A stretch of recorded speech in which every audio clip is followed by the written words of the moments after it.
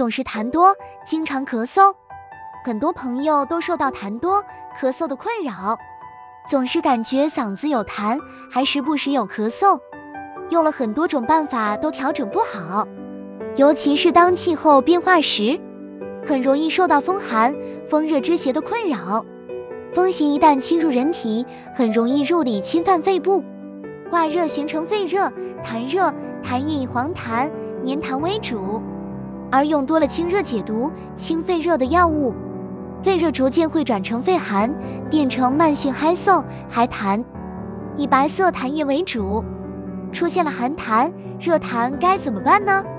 今天给大家介绍一剂失传百合化痰方，寒痰热痰均可改善。下面我们看一下具体方子。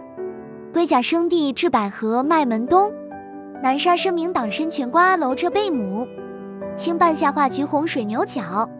这个方子该怎么理解呢？其实方子的核心宗旨就是润肺养阴、清肺、燥湿、化痰、健脾、止咳。里面龟甲、生地是滋补肝肾的中药，肾为先天之本，补肺先补肾。麦门冬、南沙参是滋补肺阴的中药，肺为气之主。麦门冬、南沙参补肺，配合龟甲、生地，先后天同补。配合上炙百合，这里面要注意，百合和炙百合有区别，百合清心安神作用较好，而秘制百合润肺化痰作用更佳，这里取炙百合润肺化痰止咳之功。其次加上一味明党参，党参补气补血，是一味很熟悉的补益佳品。明党参跟党参作用类似，作用更偏补肺、润肺，所以选用明党参而非党参。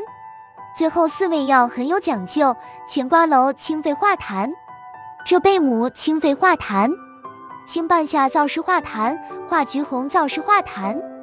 可以看出，瓜蒌、浙贝母性寒，是以清热痰为主，清肺如化热痰、黄痰、黏痰；而清半夏、化橘红是以燥寒痰、湿痰为主，燥湿化痰、去寒痰、白痰、稀痰。因此4味药涵盖了寒痰、热痰的情况。最后加入一味水牛角，清热凉血，起到了反佐、调和药性的作用。知道了痰多、寒痰、热痰的处理方法，具体怎么应用呢？中医认为，汤者当也，若是急性发作的痰多、咳嗽，首选中药煎汤内服的方法，多可起成疴。